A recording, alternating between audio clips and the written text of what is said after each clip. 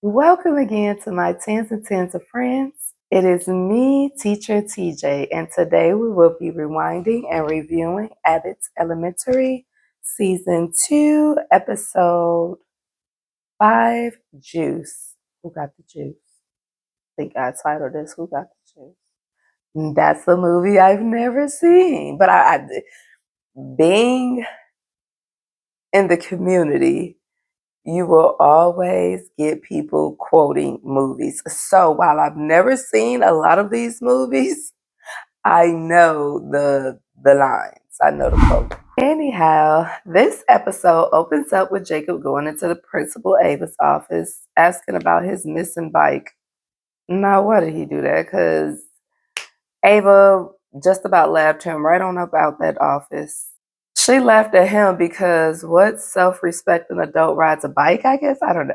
He gives a description of the person he feels stole the bike, and it's your usual suspect, okay? He begins to describe a black person, and he realizes that he's describing your typical suspect, which is a black person.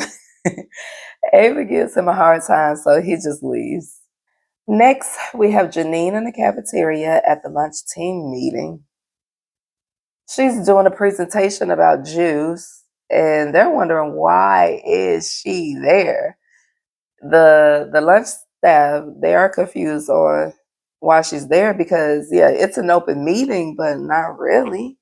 And she goes to the break room and she lets all the teachers know that they missed the meeting, and they're like, why were you at the meeting? It's a lunch meeting. But she goes on to tell them about the new juice she's found, and Greg prefers water, of course. Barbara and Melissa tells her, like they always do, leave things the way that they are. But Janine is excited about her new juice.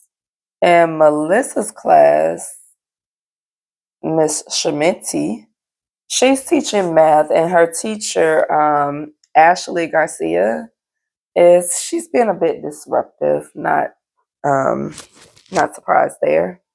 She describes herself as the new young teacher that is very helpful. So she's so helpful that she's been in 4 different schools in 4 months. That's okay.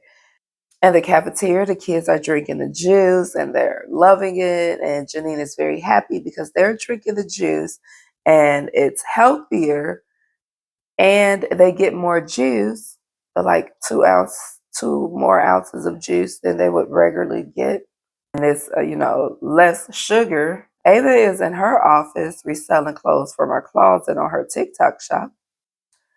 And can we just take note that her office hours for her TikTok shop are 9 to 4, Monday through Friday? She's the principal. Melissa goes to Ava's office and she tells her that Ashley has to go. And Principal Coleman, Miss Ava lets her know that it's not that easy to fire somebody. She tried. She tried to get Jacob fired a long time ago. Meanwhile, in Janine's class, all her kids have to use the bathroom. And she discovers another class has to use the bathroom too. So she's wondering, like, why does everyone need to go to the bathroom all of a sudden? And Mr. Johnson lets them know that 2 ounces, that 2 extra ounces of juice is running them all to the bathroom. And just as luck would have it, the bathroom breaks down. And now they have to go upstairs to the 2nd floor to use the bathroom. Barbara's bathroom is the only one on the 1st floor in commission, so she agrees to let them use her bathroom in her classroom in an emergency. Since Ashley is now assisting Melissa, Melissa can now teach 2 lessons in her classroom. But as we know, Ashley is being disruptive. Ashley is teaching a science lesson, and it's on the human body. So she names the skeleton Meg the skeleton. Shout out to Meg. We love her. We love her over here. Wait, that's not a heart. Shout out to Meg. We love her over here. Wait, where's my heart? Well, we love Meg. And she sings the song Body by Megan Thee Stallion. Ashley's lesson is disrupting Melissa's lesson, so that's a problem. Principal Ava comes in to observe Ashley because you can't just fire anyone. She has to have notes and stuff. And when she comes in and she's observing her, she notices that she's wearing her shirt from the TikTok shop, and they bond and they make a connection. Speaking of connections, go ahead and like this video and subscribe to my channel so that we could connect and you can get videos when I upload them, okay? I'll wait. You got it? Just subscribe, just the big one. Yeah, thanks. Ava lets Melissa know that her lesson is disrupting her business with Ashley. In Barbara's class, teachers and students are coming in and out because they have to use the bathroom because of the 2 ounces of juice. And they're all going to the bathroom quite frequently, and it's disrupting Barbara's class. Fun fact, I remember taking a kid to the bathroom once in preschool. And I said, come on, you got to go to the bathroom. You got to go to the bathroom and take you. And she looked at me and she said, it's not a bathroom. I say, yeah, it's a bathroom. Go to the bathroom. She said, no, it's a rest room. I said, oh. She said, yeah, bathrooms have bathtubs. I said, oh, okay. When you're right, you're right. And I tried to make an effort to call it a restroom, but y'all know what I mean. So I try not to confuse the two when I'm speaking. And a bathroom is a bathroom, a restroom is a restroom. Teachers and students are in and out of Barbara's classroom, disrupting her lessons. Some kids are hugging their friends. Other ones are speaking and saying hello as if class is not in session. And Barbara is getting frustrated. Then one of her students, which her students are kindergartners, has to go to the bathroom, and it's an emergency. So she tries to get her kid to cut the line, and everybody actually starts complaining as if they're not in her classroom. So she just kicked the whole class out of her room and tells them to go use the restroom upstairs because she ain't got time for it. Ashley is helping Ava out, which upsets Melissa because she's her student teacher, not Ava's assistant. Janine and Gregory are taking their students to the restroom on the 2nd floor, and they are not too happy about it because it's a journey upstairs with a bunch of kids, and it's time consuming. So since Barbara is out of her room, they actually sneak inside of Barbara's classroom, take their students in there to use the bathroom instead of going upstairs like Barbara told them they had to. Barbara catches them and she is very upset because she said no. Then one of the students breaks her classroom bathroom and somehow took out the 2nd floor bathroom with it, which leaves them all having to go to the second floor bathroom to use the restroom. So that only makes matters worse. And the city will not fix their bathrooms until next week because they say that it's not considered an emergency since they still have 1 bathroom left. Barbara is passively pissed, so she thanks Janine. In the teacher's lounge, Melissa finds Ashley and finds out that she hasn't done the assistant that she asked her to do. But somehow she has made time to help Ava with her things and taking orders on TikTok shop. Ava's pleasantly pleased with Ashley's work, but Melissa is not, okay? Jacob advises Melissa to get to know her on a more personal level because then she will work for her. And y'all, that is 100% true. That if you need someone to do something, first they have to like you, okay? Or at least the best way to get someone to do something is to get them to like you and to respect you. And you all have to be on the same page, meaning sharing a common goal, which is usually your company's mission and vision statement. Being a teacher and a director of employees is one of the same. If you think getting your employees to perform a job can be daunting, try getting a group of 1, 2, 3, 4-year-olds to do something. There's magic in being a teacher.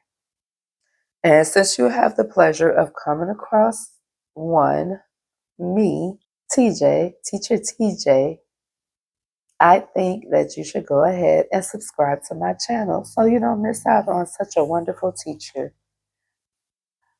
As explained before, Melissa is trying to get Ashley to work, but it's not working out so well. And according to ChatGPT, it suggests that setting clear boundaries and expectations, providing motivation, are all good ways to get your employees to work more efficiently. If you have watched some of my other videos, you know the goal is to get the children to do what you ask without even touching them, okay?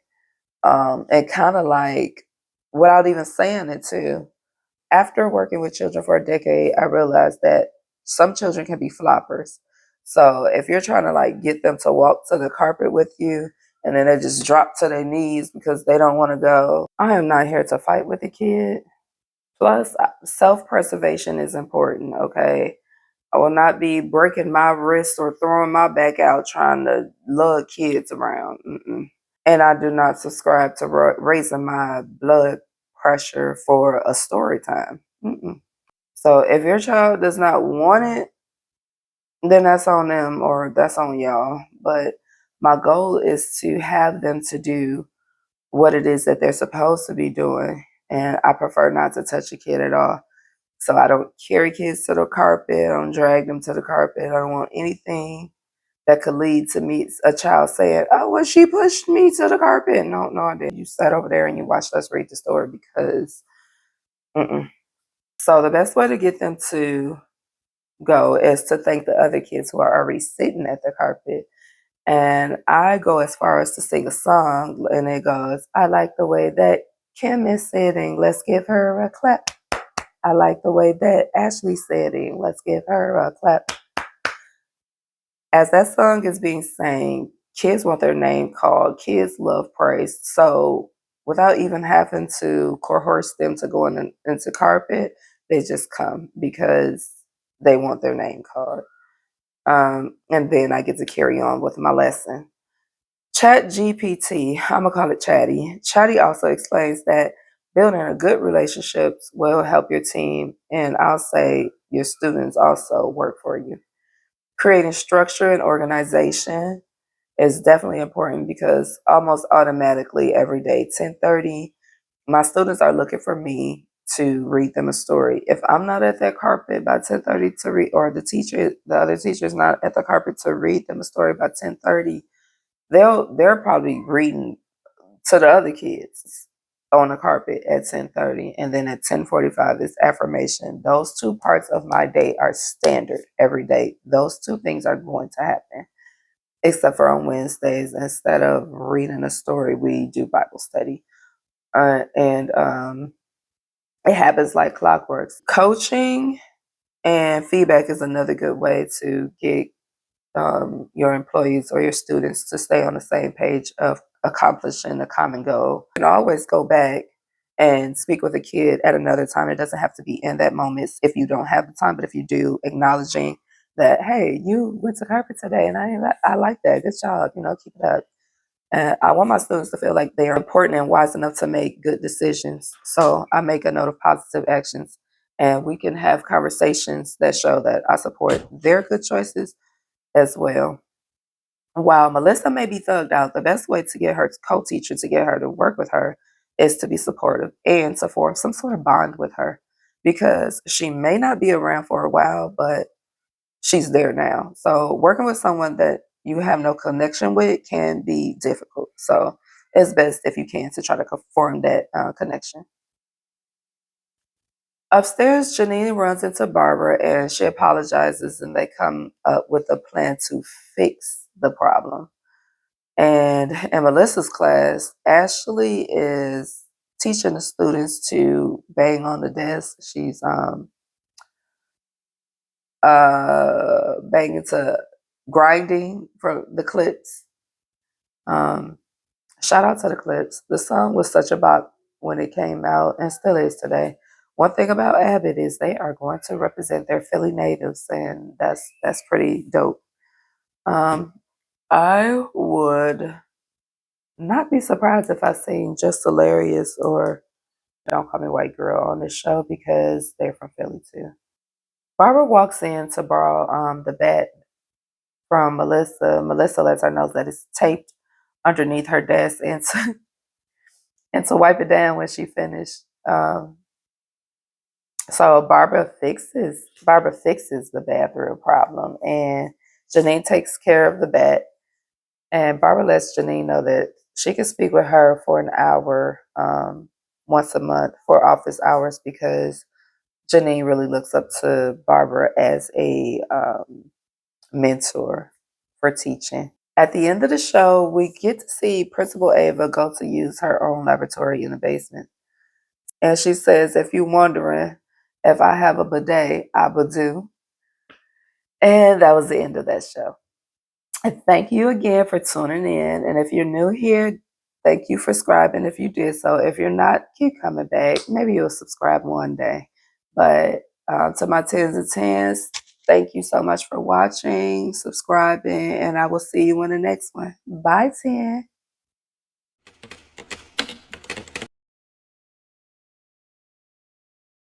I know the quote. Who got the juice? I don't even know who said who got the juice. Was it Tupac? And all the lights.